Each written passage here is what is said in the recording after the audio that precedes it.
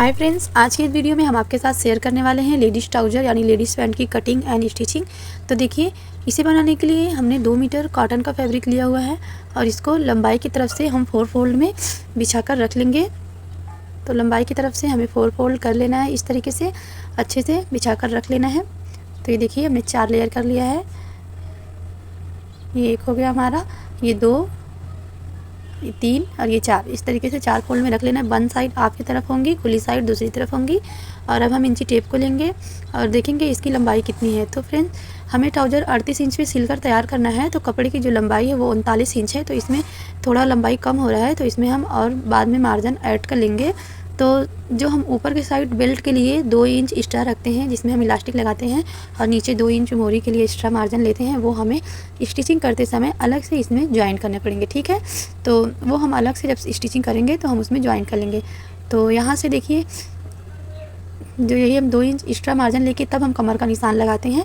तो ये कम पड़ रहा है, तो उसको हम बाद में इसमें ज्वाइन करेंगे। ठीक है, तो आइए चलिए कमर का निशान लगाते हैं। तो कमर के आपका जो भी चौड़ाई है उसका चौथाई भाग निकालेंगे। जैसे हमारा 40 इंच है तो उसका चौथाई भाग हमने निकाला तो 10 इंच आया। 10 इंच में 2 इंच एक्स्ट्रा लूजिंग लेके हम 12 इंच पे इस तरीके से यहाँ पे निशान लगाएंगे। तो अब हम आसन की लंबाई लेंगे। आसन की जो लेंथ है वो हम 14 इंच पे रखेंगे। तो देखिए, इंची टेप को इस तरीके से करना है और 14 इंच पे हमें इस तरीके से सीधा मार्क करना है। तो अब हम आसन की चौड़ाई का निशान लगाएंगे। इंची टेप को इस तरीके से करेंगे और कमर का जो हमारे चौथाई भाग निकल कर आया है 12 इंच, तो उसी का हम यहाँ पे इस तरीके से मार्क करेंगे और इसमें 2 इंच एक्स्ट्रा लूजिंग करेंगे। ठीक है, कमर हमारा 10 था, 2 इंच एक्स्ट्रा लूजिंग के लिए लिया तो 12 इंच हो गया। तो उसी तरीके से हमें सेम आसन की चौड़ाई में भी 12 इंच लेके फिर हम इसमें 2 इंच एक्स्ट्रा लेके लूजिंग की इसमें आसन की गोलाई कर देंगे। ठीक है, तो अब यहाँ से हम इंची टेप को आसन के 20 सेंटर में रखेंगे और नीचे की तरफ देखेंगे इसकी लेंथ कितनी है। इसका लेंथ जो भी आ रहा है उसका हाफ हमें करना है। तो हमारे लंबाई जो है वो 24 इंच है, तो उसका हाफ हमने किया, 12 इंच निकल कर आया। तो इस तरीके से लाइन कर दिया हमने। अब हम ये जो हमारा आसन है उसके चौड़ाई का हाफ करेंगे। ठीक है, इंची टेप को हमें आसन के पास इस तरीके से रखना है और इसका हाफ निकालना है। तो ये हमारा 14 इंच है, तो इसका हाफ निकल कर आएगा 7 इंच। तो 7 इंच अगर आपको निकालने नहीं आता है डबल या 4 चौथाई भाग, तो आप इंची टेप को इस तरीके से मोड़ के निकाल सकते हैं। तो 7 इंच पे हमने मार्क किया और फिर यहाँ पे भी घुटने के पास भी हमें 7 इंच पे मार्क करना है।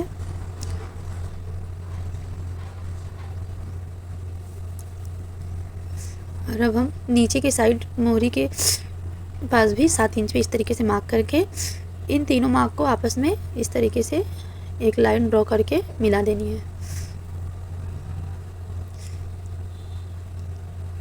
तो देखिए फ्रेंड्स, नीचे ये जो 2 इंच हम एक्स्ट्रा लेते हैं मार्जिन मोरी के लिए, वो हमारा कम हो रहा है, तो हम बाद में सिलाई करते समय इसमें जॉइन करेंगे। ठीक है, तो अब हम मोरी की जो चौड़ाई है उसका मार्क करेंगे।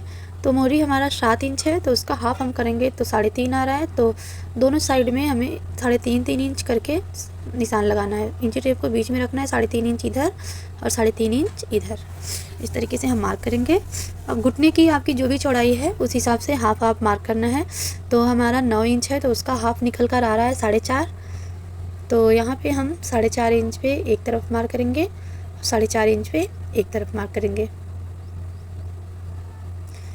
तो अब इन मार्क को आपस में हमें मिलाना है। तो अगर आपको मिलाने में प्रॉब्लम हो रही तो आप इंची टेप को देखिए इस तरीके से रखेंगे और हल्का सा तिरछा करते हुए यहाँ तक मिला देंगे। ठीक है, फिर इंची टेप को हम इस तरीके से रखेंगे और यहाँ पे मिला देंगे।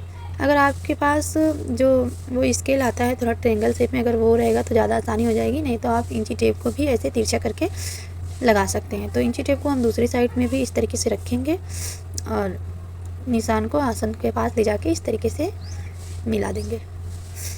तो फ्रेंड्स देखिए, हमने फ्रंट पार्ट का जो है निशान लगा लिया है। अब हम बैक पार्ट का निशान लगाएंगे। तो ट्राउज़र की कटिंग आप 2 तरीके से कर सकते हैं, फ्रंट और बैक को अलग अलग करके कट कर सकते हैं। तो आज हम जो आपको तरीका बता रहे हैं वो फ्रंट और बैक दोनों एक ही में हमारे कट हो जाएंगे। तो देखिए क्या अंतर होता है फ्रंट और बैक में। फ्रंट का हमने निशान लगा लिया है, अब बैक पार्ट वाले में हमें लूजिंग ऐड करनी होती है। सेम इसी प्रोसेस से उसकी भी कटिंग होंगी, बस फ्रंट में हमारे लूजिंग नहीं होती है, बैक में हमें लूजिंग ऐड करनी होती है। ठीक है, तो देखिए इंची टेप को इस तरीके से हमें रखना है और 2-2 इंच करके इस तरीके से हमें मार्क लगा लेना है। तो इस तरीके से देखिए 2-2 इंच का हमने लूजिंग ऐड करके इसको भी सेम इसी तरीके से इसी शेप में मिला देना है।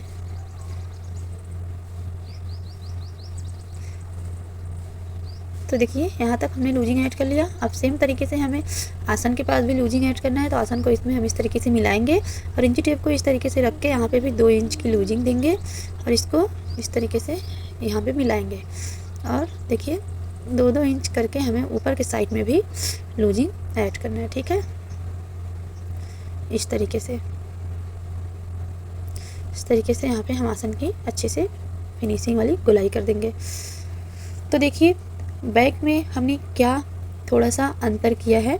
फ्रंट का निशान जैसे लगता है सेम उसी तरीके से हम बैक पार्ट को भी कट करते हैं, बस फ्रंट में हम लूजिंग ऐड नहीं करते हैं और बैक में हम 2-2 इंच की लूजिंग ऐड करते हैं, ठीक है। तो यही छोटी छोटी बातें अगर आप नोटिस करेंगे, ध्यान में रखेंगे तो ट्राउज़र की कटिंग बहुत ही आसान तरीके से हो जाती है। बस इन्हीं छोटी छोटी बात को ध्यान में रख के हमें कट करना होता है। तो देखिए अब हम इसको कट कर रहे हैं। साइड की तरफ से फ्रंट और बैक दोनों हमारे एक जैसे कट होंगे, उसमें कोई भी लूजिंग कोई भी मार्जिन हमें इस तरफ नहीं ऐड करना है। अब ये जो हमारा फोल्ड है एक ही में जॉइंट है, इसको हम कट कर देंगे। तो देखिए यहाँ से कटिंग हो चुकी है। अब हम उधर से कट करके आपको दिखाते हैं। तो पहले हम बैक पार्ट की कटिंग करेंगे। ये देखिए इस तरीके से ये जो हमने मार्जिन वाला निशान लगाया है लूजिंग देकर, पहले हम इसी को कट करेंगे।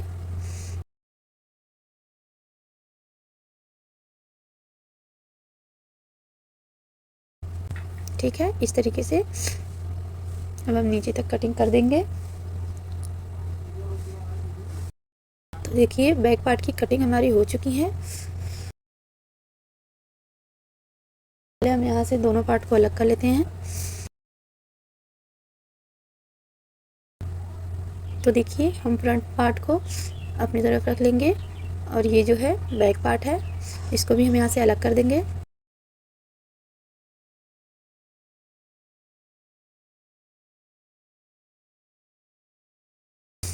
इस पे हम एक निशान लगा देते हैं, समझ में आएगा कि ये बैक पार्ट है। इसको साइड में रख देंगे, फ्रंट पार्ट को ले लेंगे। तो अब आपको ध्यान से देखना है, बैक पार्ट की कटिंग हमने कर ली है। फ्रंट पार्ट में ये जो हमने लूजिंग दी थी इसको हमें निकाल देना है। दोनों हमने साथ में कट किया है, तो हमें बस बैक पार्ट में एक्स्ट्रा मार्जिन चाहिए लूजिंग वाला, तो उसमें हमने उसको रखा है और फ्रंट पार्ट में से ये लूजिंग जो है हम कट करके निकाल देंगे, ठीक है।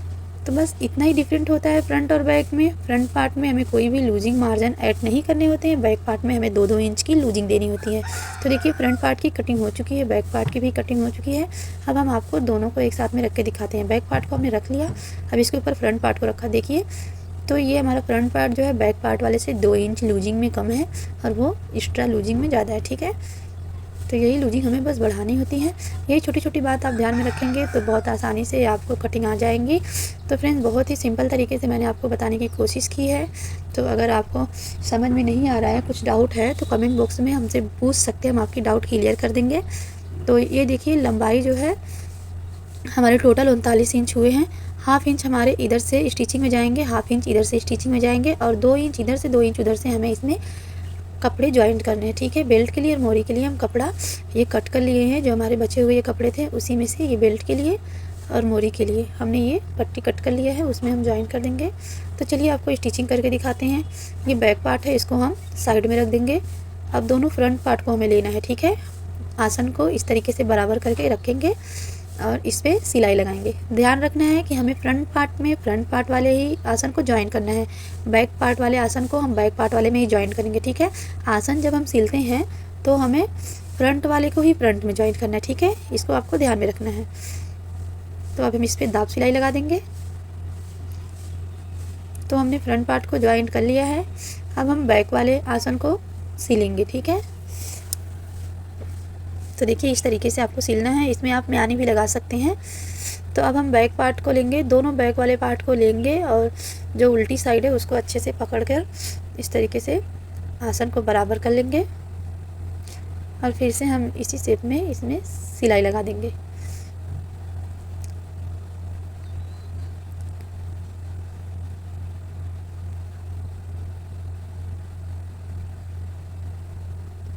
अब इस पे भी हम दाब सिलाई लगाएंगे।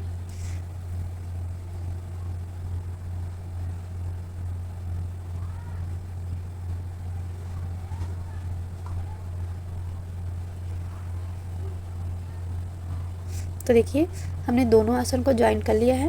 अब ये हम बैक पार्ट वाले को लेंगे, इस तरीके से सीधा रखेंगे। बैक पार्ट को हमने इस तरीके से सीधा रख लिया। अब फ्रंट वाले को हम लेंगे, इस तरीके से हम इसके ऊपर उल्टा रखेंगे। ठीक है, दोनों आसन को ध्यान रखना है। बैक पार्ट वाला हमारा सीधा रहेगा और फ्रंट पार्ट वाला हमारा उल्टा रहेगा। और फिर साइड में इस तरीके से दोनों को पकड़ेंगे और नीचे तक, ऊपर की साइड से बेल्ट के पास से हमें अच्छे से पकड़कर नीचे तक मोरी तक सिलाई लेके जाना है। ठीक है, तो देखिए इस तरीके से। अब इस पे हम दाब सिलाई लगाएंगे।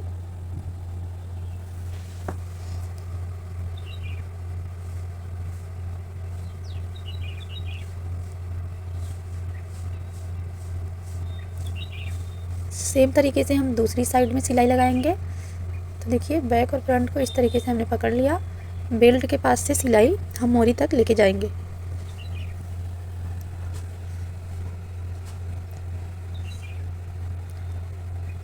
इस पे भी हम दाब सिलाई लगाएंगे।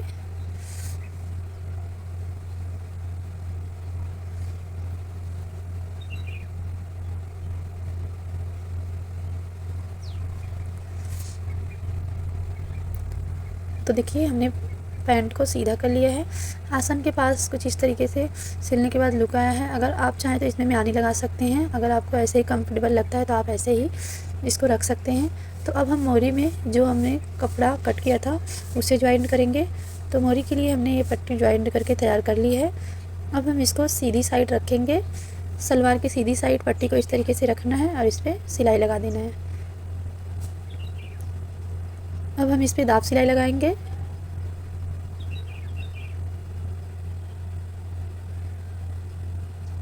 इस तरीके से रख के इसे फिनिशिंग की सिलाई हमें लगा देनी है।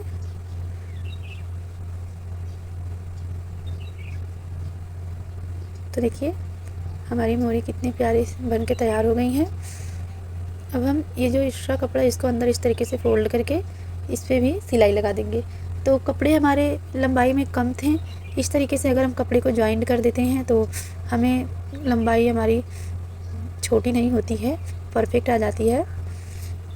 तो आप इसमें डिज़ाइन भी बनाना चाहते हैं तो बना सकते हैं, मैंने सिंपल रखा हुआ है।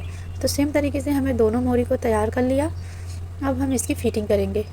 तो यहाँ से 1-1 इंच की दूरी पे हमें सिलाई लगानी। ठीक है, 1 इंच का हमने मार्जिन छोड़ते हुए ऊपर तक इस तरीके से आसन को बीच में बराबर मिलाते हुए हमें सिलाई लगाते चले जाना है। डबल सिलाई लगा देंगे हम इस पे इस तरीके से। तो सिलाई हो चुकी है। अब हम इसको सीधा कर देंगे। अब हमने ट्राउज़र को सीधा करके रख लिया है, ये देखिए इस तरीके से। अब हम इसमें बेल्ट का जो कपड़ा कम था उसको हम जॉइंट करेंगे। तो बेल्ट की जितनी भी चौड़ाई है आपको इस तरीके से रख के नाप लेना है और इधर से भी कपड़े को जॉइंट करके इसमें कुछ इस तरीके से 20 सेंटर में रखेंगे हम दोनों कपड़ों को और पट्टी को इस पे रखते जाएंगे और सिलाई लगाकर इसमें जॉइंट कर देंगे। तो जो है बेल्ट के लिए हमने 2 इंच कपड़ा एक्स्ट्रा कट कर लिया था और चौड़ाई में 40 इंच का हमारा कमर का जो बेल्ट था, तो 40 इंच चौड़ाई और लंबाई में 2 इंच हमने कपड़ा कट करके इस तरीके से इसमें ज्वाइंट कर दिया है। आप इसमें इलास्टिक डालना चाहते हैं तो इलास्टिक डाल सकते हैं, डोरी डालना चाहते हैं तो डोरी डाल सकते हैं, वो आपके ऊपर डिपेंड करता है। तो देखिए इस तरीके से जो हमने कपड़ा ज्वाइंट किया उसको अंदर करके 1/2 इंच फोल्ड करते हुए हमें राउंड राउंड करके सिलाई लगा देना है। इलास्टिक डालने से इसकी फिनिशिंग ज़्यादा अच्छी आती है, तो आपके ऊपर डिपेंड है आप क्या डालेंगे इसमें। और देखिए फ्रेंड्स, यहाँ पे बेल्ट की सिलाई हो चुकी है। यहाँ पे हमने थोड़ा सा खुला छोड़ा हुआ है इलास्टिक डालने के लिए, हम इसमें इलास्टिक डाल देंगे। तो देखिए इलास्टिक अगर आपको डालने नहीं आता है तो हम उसके लिए अलग से वीडियो बना देंगे। तो देखिए ट्राउज़र की हमारी सिलाई हो चुकी है। आपको हमारे ट्राउज़र की कटिंग और स्टिचिंग कैसी लगी है, अगर अच्छा लगा हमारा वीडियो तो हमारे कमेंट बॉक्स में आप हमको ज़रूर बताइएगा। और नए हैं तो चैनल को सब्सक्राइब करके वीडियो को लाइक कर दें। मिलते हैं नेक्स्ट